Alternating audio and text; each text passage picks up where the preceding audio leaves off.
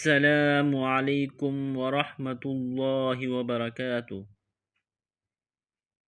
اگر آپ صحیح طریقے سے قرآن مجید پڑھنا اور سمجھنا چاہتے ہیں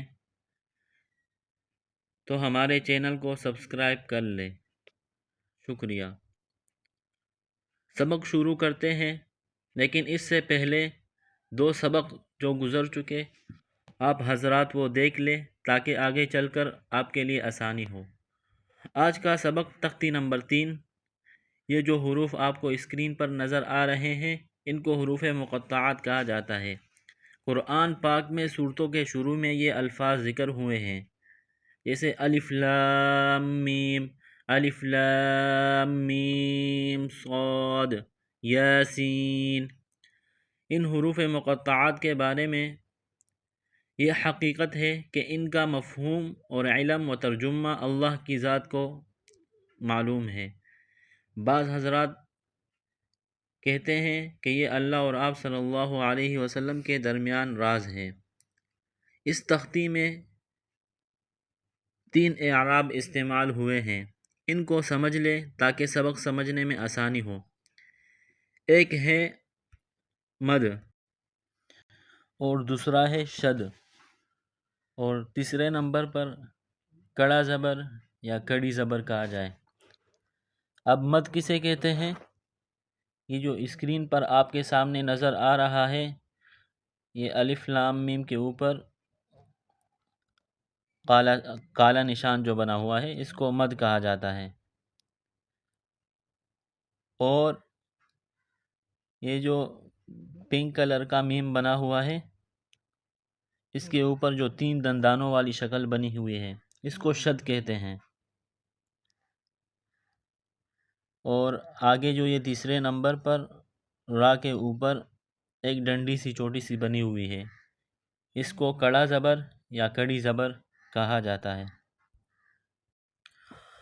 اب جس حرف پر یہ مد ہوگا اس حرف کو کھینچ کر پڑھا جائے گا۔ اس کھینچنے کی مقدار کیا ہوگی؟ اس کی مقدار 3 الف سے 5 الف کے درمیان اس کو لمبا کیا جائے گا اور کھینچا جائے گا۔ اس سے زیادہ نہیں کھینچا جائے گا اور نہ اس سے کم کھینچا جائے گا۔ اب آتے ہیں شد کی طرف۔ شد جو ہے یہ 3 دندانوں والی شکل،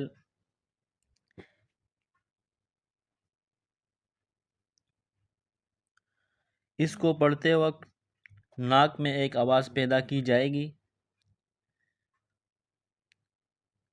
خاص کر جب یہ شد میم پر ہو تو اس میں کچھ گنگناہٹ سی پیدا ہوتی ہے، جیسے الف لام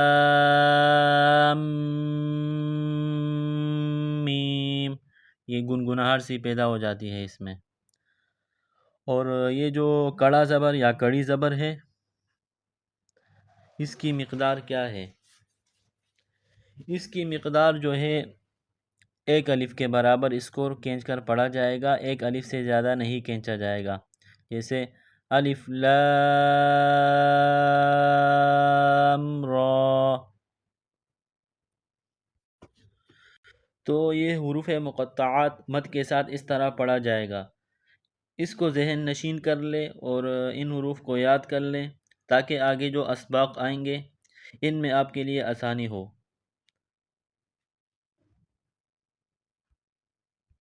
تو چلیے سبق شروع کرتے ہیں۔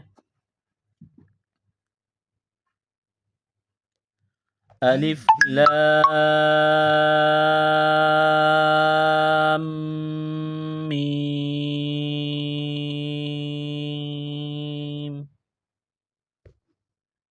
الف لام میم صاد۔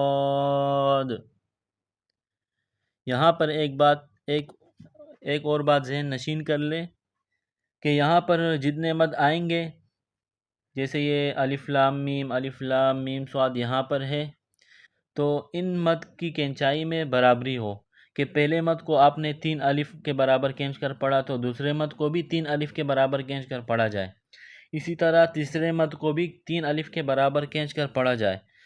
یہ نہ ہو کہ آپ پہلے مد کو 5 الف کے برابر کھینچ کر پڑھے اور دوسرے مد کو 3 الف کے برابر، تیسرے مد کو 4 الف کے برابر، اس طرح نہ کیا جائے، اس بات کا بھی خیال رکھا جائے۔ اور دوسری بات یہ کہ جہاں پر غنہ ہو وہاں غنہ بھی کریں، اور تیسری بات یہ کہ جہاں پر قلقلہ آئے تو وہاں قلقلہ بھی کرے، جیسے الف لام میم صاد، یہ صاد کے آخر میں قلقلہ ہوگا، کیونکہ یہاں صاد کے ادائیگی میں آخر میں دال آتا ہے، تو دال ساکن ہو تو اس پر قلقلہ ہو، یا وقف کی حالت میں ہو تو حروف قلقلہ جو ہم نے پچھلے سبق میں بھی پڑھا تھا تو ان پر قلقلہ بھی کیا جائے۔ الف لام را، الف لام میم را۔ اب آگے جو حرف آ رہا ہے ان میں بہت خیال رکھا جائے، ان میں یہ ہے کہ بیچ میں سانس کو نہ توڑا جائے، ان کو ایک ساتھ پڑھا جائے، اس میں مد کا بھی خیال رکھا جائے، اور کڑی زبر جو آیا ہے اس کا بھی خیال رکھا جائے۔ کاف ہا یا عین صاد،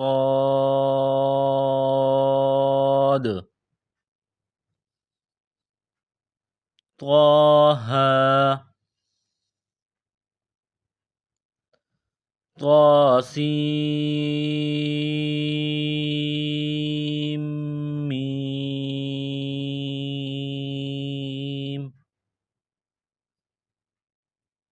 طاسین، یاسین، صاد، یہاں پر قلقلہ بھی کیا جائے۔ حامیم،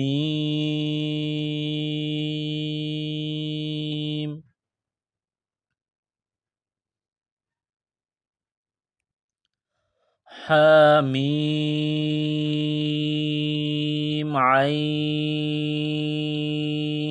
سین قاف، قاف،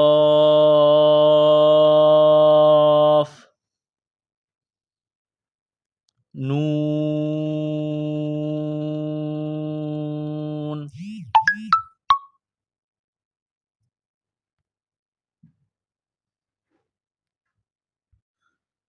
تو یہ حروف مقطعات مد کے ساتھ اس طرح پڑھا جائے گا، اس بات کو ذہن نشین کر لیں اور سب انہیں یاد کر لیں اور ان کی پریکٹس بھی کریں۔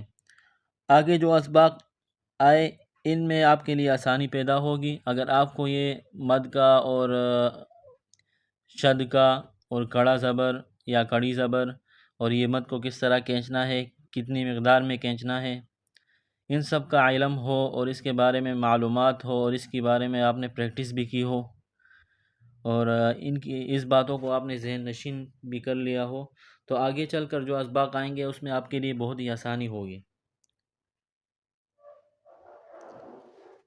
آج کا سبق یہاں مکمل ہوا، اور اگلا سبق انشاءاللہ اگلی ویڈیو میں۔ السلام علیکم ورحمۃ اللہ وبرکاتہ۔